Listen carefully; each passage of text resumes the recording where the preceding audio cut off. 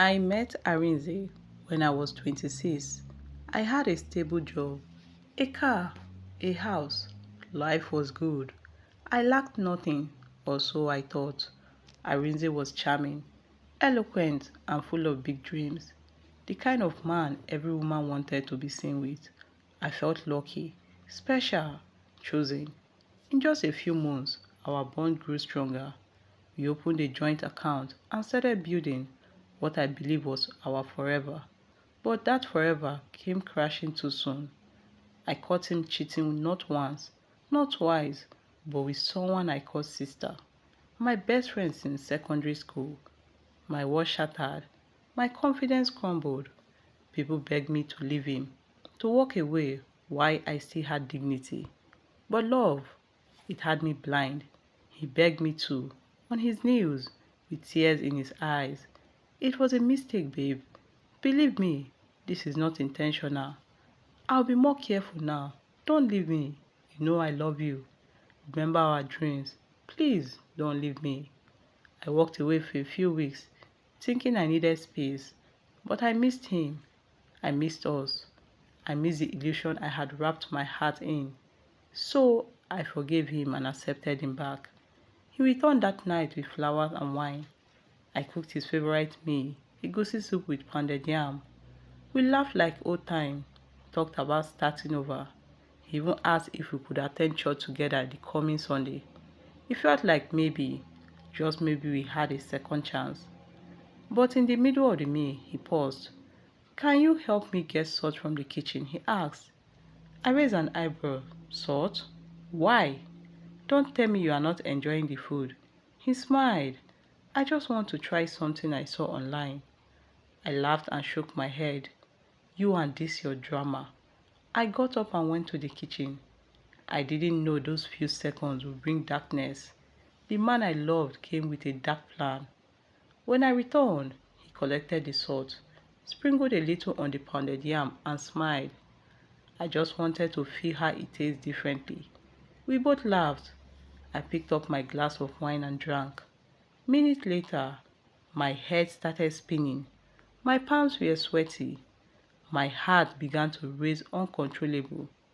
I couldn't speak. It felt like fire was crawling through my chest. My vision blurred. Arinze sat calmly, his eyes cold, emotionless, unbothered. I gasped, struggling to form words. Help! Help me! Then I collapsed, shaking, convulsing on the ground. And just then, a knock came at the door. Arinze froze. He wasn't expecting anyone. I was still lying on the floor, unconscious after drinking the wine. The knock at the door made Arinze panic. He looked at my motionless body, not knowing what to do. If anyone sees her like this, I'm finished. This could be the end of the road for me, he thought, trembling. Quickly, Arinze thought of a plan to cover his mess. He lifted me from the floor, rushed into the bedroom and placed me on the bed. See me, he called, shaking me. But nothing, no response, no movement. Just foam slowly gathering at the corner of my mouth.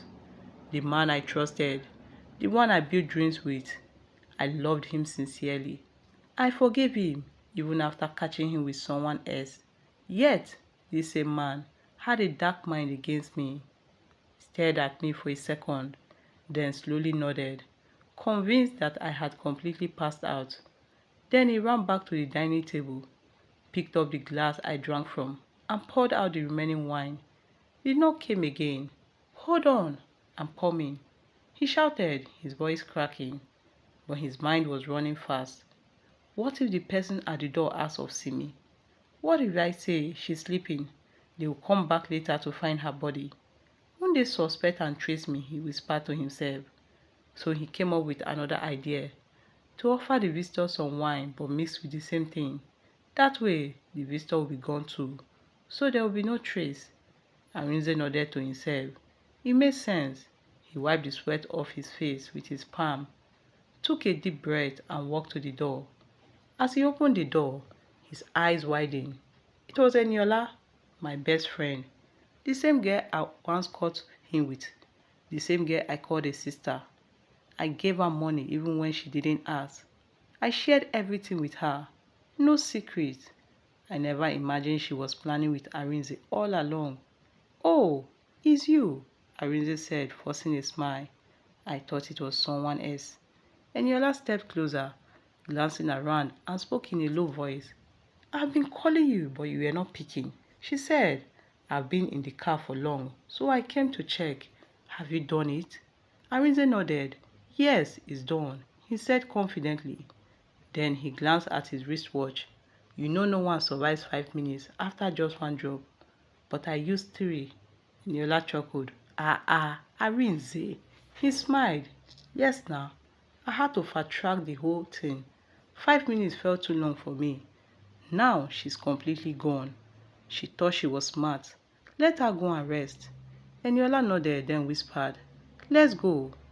Just as they were about to leave, he paused. Wait, he said. Let me clear the table.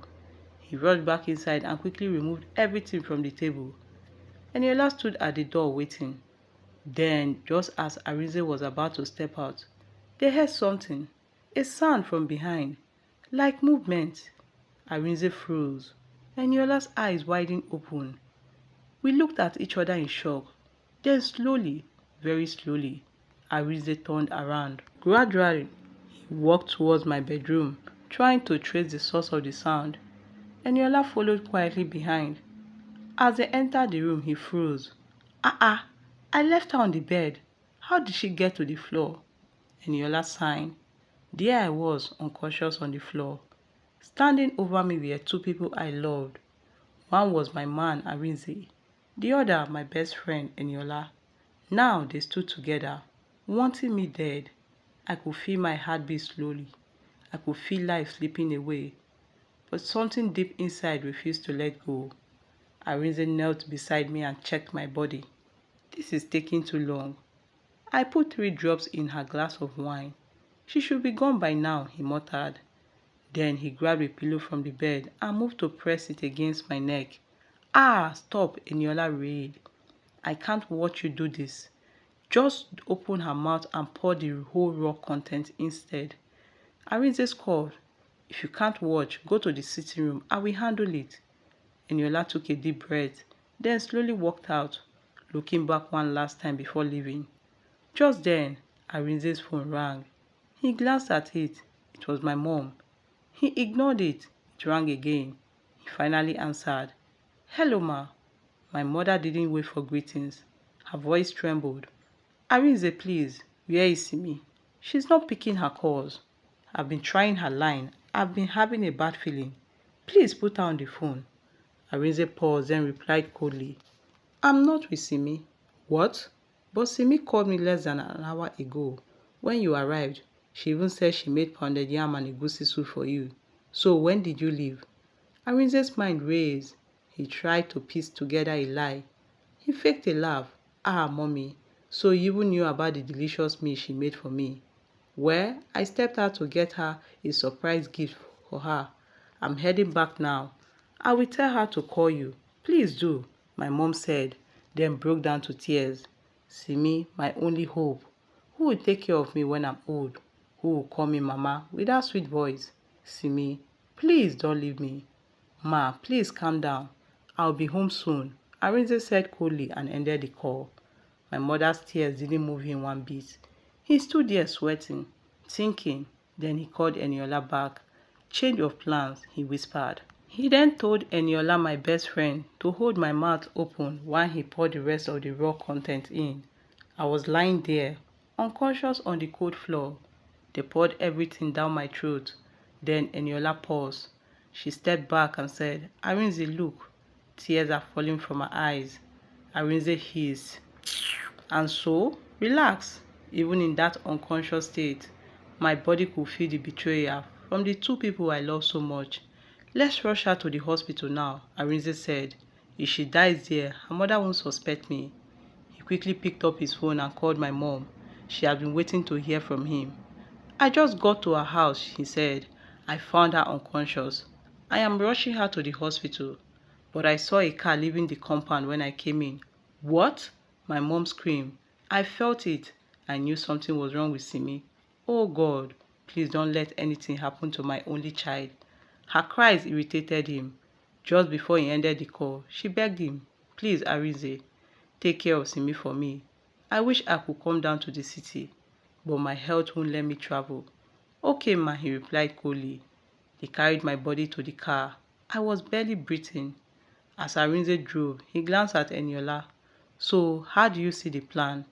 The moment she forgave me, I acted fast before anyone even found out we were back together. If I'd waited and something happened to her, people would start asking me questions. But now, no one even knows that we got back, so no one will suspect me. I convinced her to sell that property, and she already signed the document. I'll meet the buyer first thing tomorrow. Eniola smiled. Sharp guy. So we are flying to Dubai, right? Haha, of course. Big money now. We can finally be together openly. No more hiding. No more guilt. Eniola nodded. Yeah, it's better that way. She could have ruined everything for us if she was still alive. But wait, where are the documents? Oops, I left them on her table, Arize said. Don't worry, as soon as the doctor confirms she's gone, we'll go pick them up. As they arrived at the hospital, the doctor examined me and shook his head. Any hope, doctor? He signed. She's actually in critical condition, but we'll do everything we can. Arinze sat in the waiting area, not hoping I would survive. He was only waiting to hear one thing, that I had gone. Then another thought crossed his mind. Eniola is too soft. Imagine her stopping me from pressing Simi's neck with a pillow. She could expose me one day. Maybe this whole plan should end with me alone. Eniola must go through. He picked his phone and called Eniola, who was waiting in the car. Hello, babe. Yes, my sugar. You can drive home. I will come over later. Oh, you don't want me to wait? No need. I don't want people to know we came here together. Alright, no problem. Don't forget the document. I won't. Bye. He ended the call, smiling to himself. Eniola thought she was part of the plan, but Arinze had something darker in his mind, something she didn't see coming. After a while, the doctor returned. She regained consciousness, he said. What? Arinze jumped up. His face changed. She's still very weak. Some of her organs were affected, but she's stable for now, the doctor added, and walked away. Arinze stood frozen. That wasn't the news he wanted. He rushed into the ward to see for himself.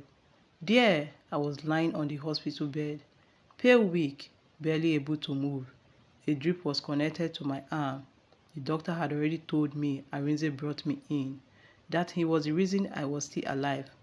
I looked up at Arinze, my heart full of gratitude. Thank you so much for saving me, I whispered.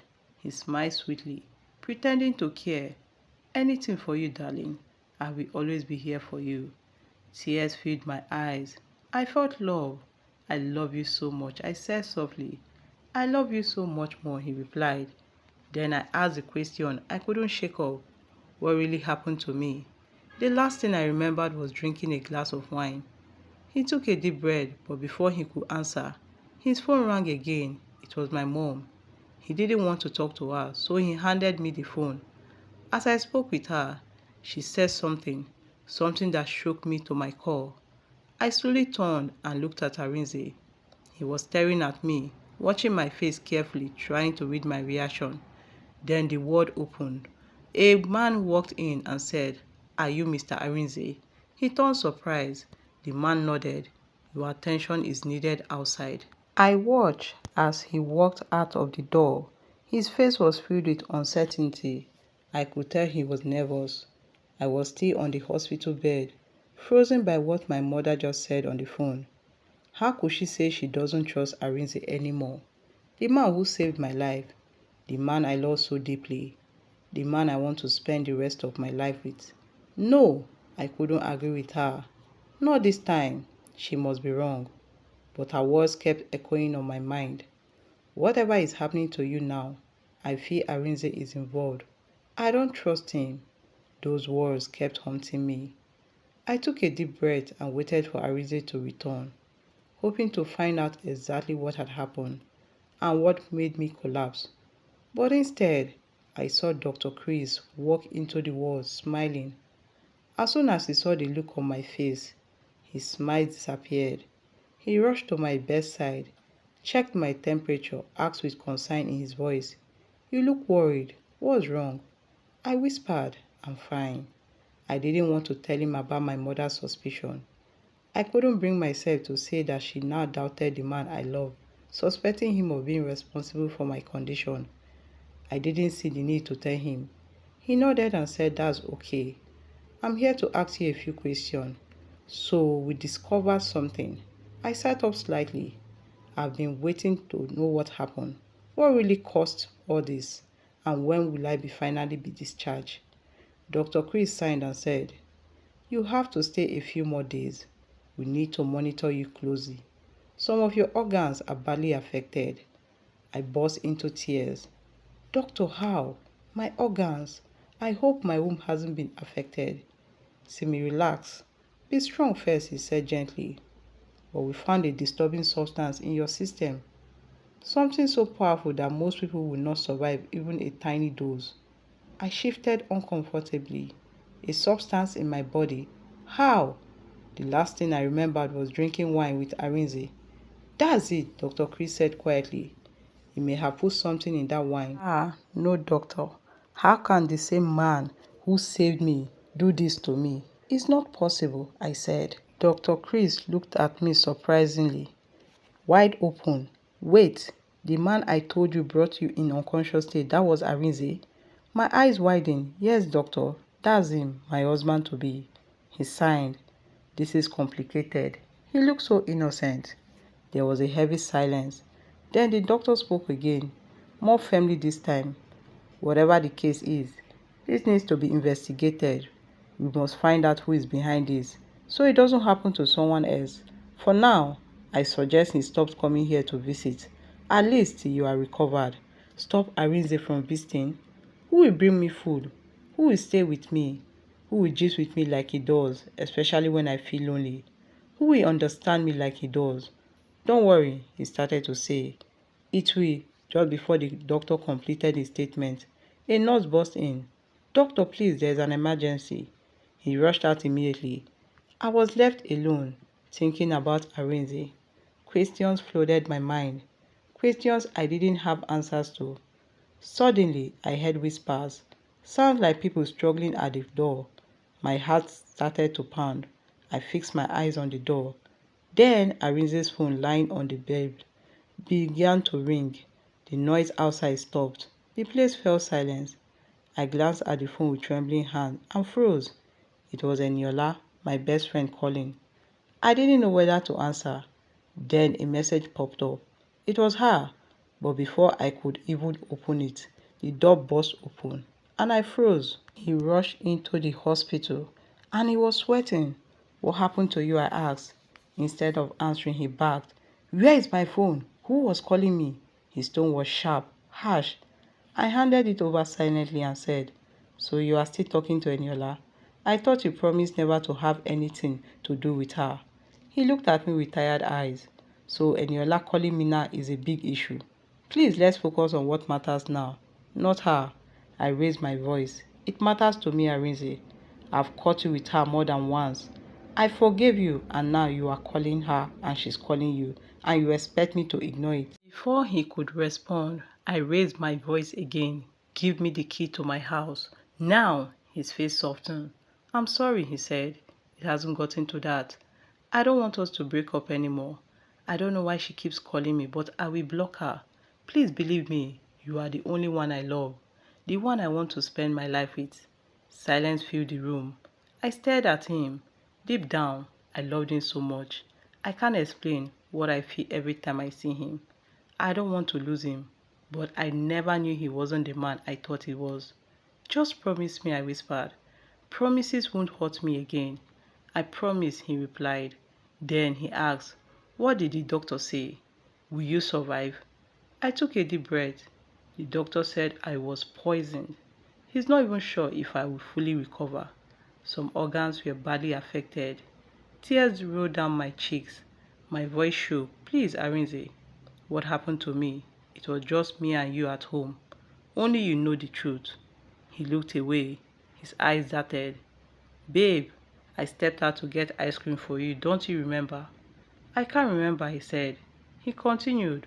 When I came back, I saw a car leaving the compound. I rushed in and found you unconscious. I nodded slowly and said, the doctor suspected you. My mom doubted you too, but I defended you.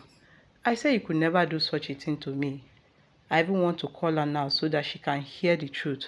Thanks for saving me. But I didn't know the man I defended was the same man who was responsible. Just then, we heard a sound at the door. I asked, did you come with someone? He smiled. Oh, I bumped into an old friend outside. I think he's waiting for me. Then he glanced at the wall clock. I need to go. I'll be back soon. As he pecked my forehead and turned to leave. Then I remembered something. I said, wait. My mom said I should not sell those properties yet. Please call the buyer and cancel it. His face darkened instantly. His voice rose. Everything is all about your mom. Your mom this, your mom that. He stormed out and slammed the door behind. I felt terrible. Maybe when I fully recover, we will talk better. But I had no idea Arinze had other plans. He didn't come back that day. I waited, hoped, but nothing. The next evening, Dr. Chris came in, checked on me before leaving. What was supposed to be a short visit turned into a long, warm conversation. I never knew he was so funny, so kind. He ordered food for me and I ate. We talked like old friends. He even told me a story he read on Facebook. I enjoyed it. I didn't want him to stop. Why do I feel this kind of, emotions? Where do you always find this kind of stories? I asked. He smiled and said, I followed a page. That was where I got all this. As soon as he stepped to leave, he paused and said, by the way, you mentioned something about some properties earlier. It sounded a lot like the ones my friend just bought this morning. He described the place. My heart dropped. No, that's my property. Can you please call him? I need to see the documents. No problem. He's even coming to pick me up. I will tell him to bring them along. He called his friend Effiong and asked him to bring the papers. My mind was acting crazy fast. Arinze sold my properties without telling me, and he hasn't visited all day. And we waited, the door opened. We thought it was Effiong, but it was Arinze. He wore gloves. A small bottle of poison was hidden behind him. Our eyes met. His face went pale the moment he saw Dr. Chris. Then, like someone caught in the act, he tried to turn and leave, but just then the door opened again. Effiong stepped in, blocking his way. Something about his face, his posture felt wrong. He looked guilty, scared, but I couldn't piece it together. Not yet. Suddenly, Dr. Chris sprang up beside me and shouted, stop him here! Effiong, already at the door, reacted fast. He planted his feet and blocked the exit. Arinze panicked. He charged forward, trying to shove Effiong aside, but Effiong, strong and ready, held him tightly. Dr. Chris rushed to help restrain him. As they struggled, something slipped from Arinze's hand. A small bottle. It dropped to the ground like a soft click. Silence fell. We all turned. I stared at it. My breath caught in my throat. My voice cracked. Arinze, what? What are you doing with this? I hope it's not what I'm thinking. Dr. Chris turned to me, his voice firm. I told you, Simi, but you defended him, and now he has come to finish what he started. Tears rolled down my cheeks. The truth was now too loud to ignore. Somehow, despite the weakness in my body, I got up. I dragged myself towards him. You did this to me, I asked, my voice trembling. You, after loving you, gave you everything, trusted you. I was even ready to spend my life with you. Why, Arinze? What did I ever do to deserve this? What haven't I done for you? Tears poured uncontrollable. I couldn't hold myself any longer. I staggered back onto the bed, every part of me broken, physically and emotionally. Dr. Chris picked up his phone to call security. Suddenly, Arinze dropped to his knees. Please forgive me, he begged. I was confused. It was Eniola. She pushed me. She bewitched me. Believe me, I didn't plan this. Please, let's settle this here. Simi, prove you love me beyond my flaws. I know I'm not perfect. Please, don't let them take me away. Dr. Chris looked at him. Young man, you are making noise. He and Effiong pulled Arinze out of the ward. Outside, people began to spread the story. The news began to spread. People stared in disbelief. Murmurs turned into shouts, disgust, anger, disappointment. You could feel the tension in the air. Some called him names, others couldn't hold back their emotions. Fingers were pointed, words were thrown like stone. Someone shouted, "You are heartless," another yelled, "After everything she did for you." The crowd grew louder. A few pushed him, others clapped their hands in their face. The atmosphere was fierce. No one was ready to show him mercy. And honestly, he didn't deserve any. Just then, security officers arrived. Dr. Chris explained everything and added, "He's not alone. There's another suspect. Her name is Eniola. You need to find her." They took Arinze away. Dr. Chris returned to my ward. I was still crying, silent but loud in my soul. "I can't trust anyone again in this life," I shouted. "Never again." He placed a hand on my shoulder. "Simi, don't say that. Yes, you are hurt. Yes, you are broken. But don't let any man make you give up on everyone." I looked at him through wet red eyes. "Please stop." He sighed deeply. "I will come back in the morning. There are things you need to know about people and about relationship. But remember this, trust was never the problem. The problem was who you gave it to." I didn't respond. I just watched him walk to the door. Then he paused and looked at me. "Simi," he said softly, "if you don't define yourself, the world will do it for you. And when you leave the power in the hands of the wrong people, they will shape you, break you, use you, and leave you. Know who you are. Know what you are worth." And then he walked out. I sat there in silence, but those words stayed with me all night.